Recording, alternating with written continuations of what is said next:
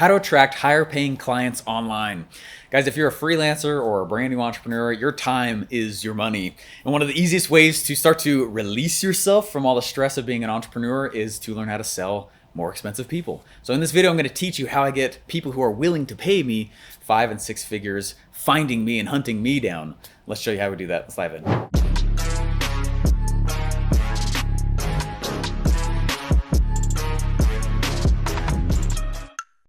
Hey guys, when I left my job, it was super scary because I didn't have any revenue.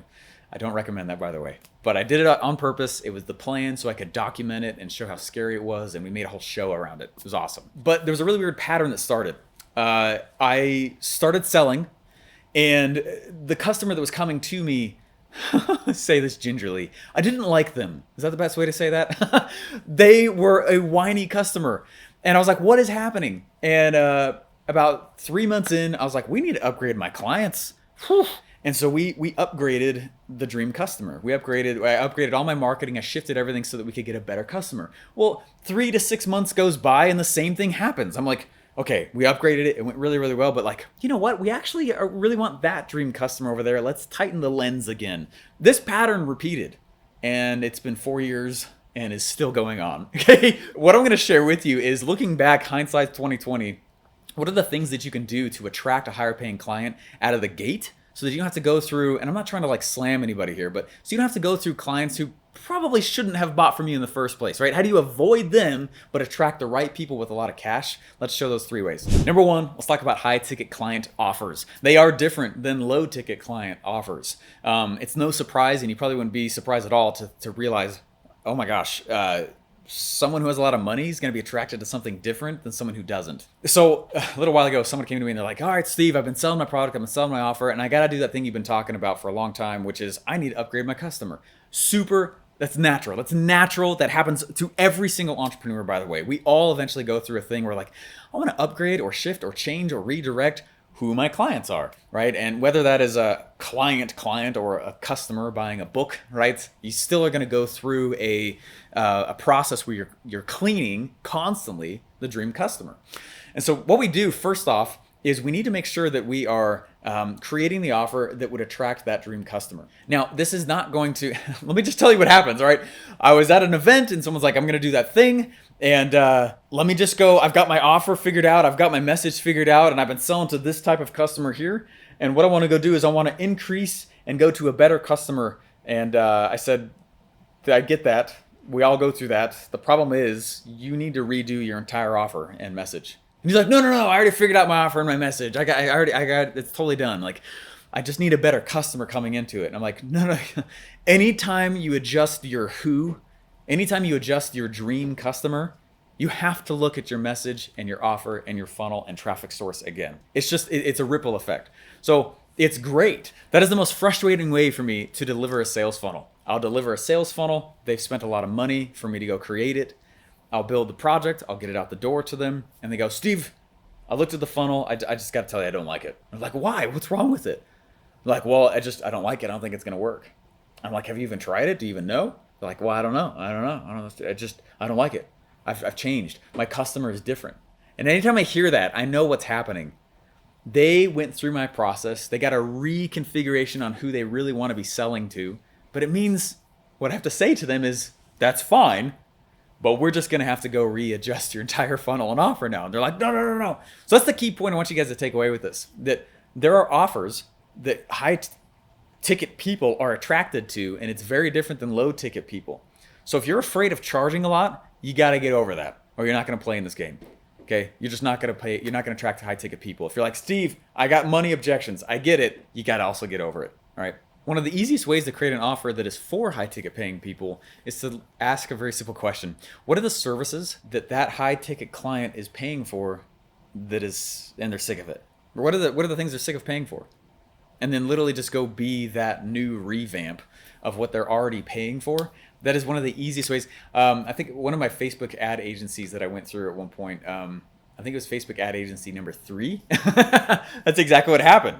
I didn't really do much vetting. I didn't really do any interviewing. I didn't do it because I was already paying for it. Does that make sense? I was already sold on having a Facebook ad agency. And so I didn't question very much And it was still a good decision. I'm not knocking on anything, but ask that. If you're trying to get higher paying clients, what are they already paying for that maybe they're not totally satisfied with? And just go be that with all the holes plugged. They don't question it. They're used to paying for it. Higher paid thing right there. Number 2, the case study funnel.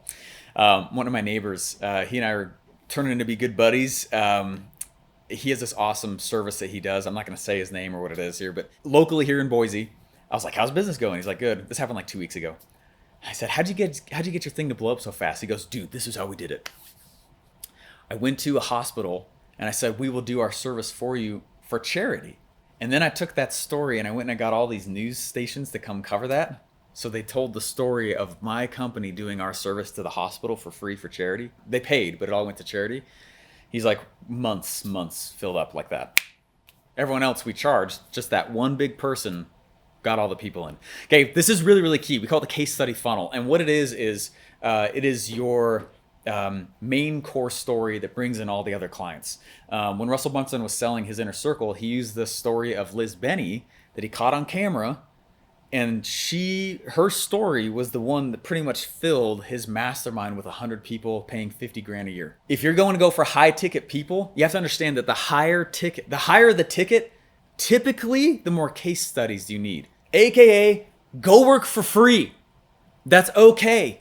That's some of the best advice I got about 8 years ago. They're like, look, Steve, go work for free. Work for free. It's not for free. What you're trying to do is you're working towards a case study. You're working towards a poster child. You're working towards a situation where someone knows, hey, look, if this works out, Steve's going to go pull a camera out. I'm going to tell my story, my experience with him. That's how I'm paying him.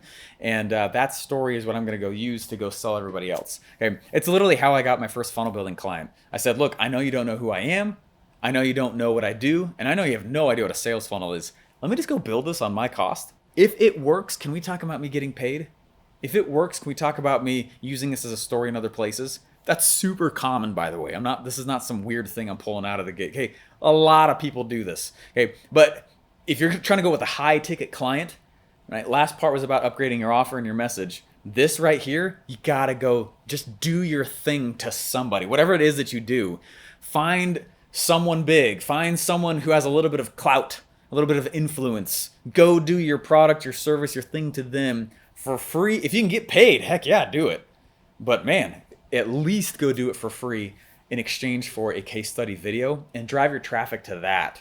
Oh, that's one of the fastest ways to get recurring forever high ticket clients, because there's another voice giving you the street cred you need. Before I show you the third way to attract a higher paying client, please subscribe. It is an awesome channel. I promise it's epic. And what I'm teaching you here is better than most people's paid stuff. So just hit the thumbs up, make socialism weep, which makes me weep tears of joy. And hit the subscribe button so we can send more videos to you. We promise they're worth it. All right, third way to attract more clients, outsource sales, not marketing. All right, this is huge.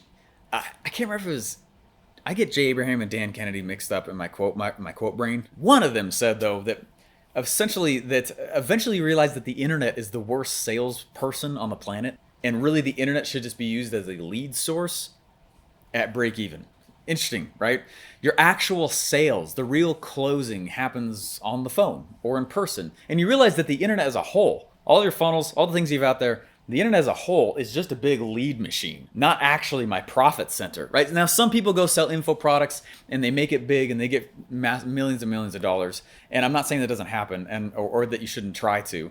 But if you can also understand that the internet is one of the worst salespeople on the planet, right? Because it's not customized at all to the individual, right? Treat it as a lead source and go and have your real sales happen on the back end. So here's what I mean by this, guys.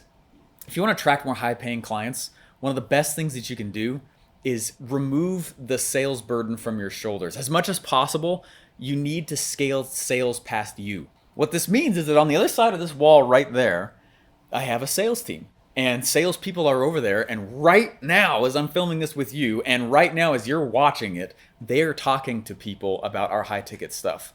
Okay. Now, I'm not going to outsource my marketing. That's crazy.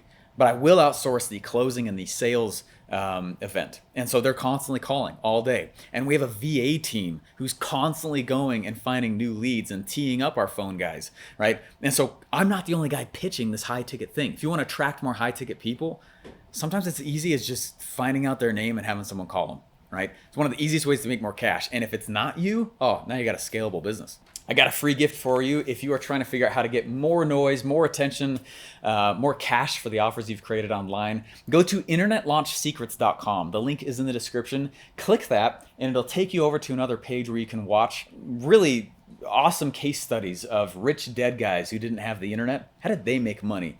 So we use their patterns and then put the internet on top of it. It's free. It's an awesome set of case studies. I know you're going to love it. Go to internetlaunchsecrets.com.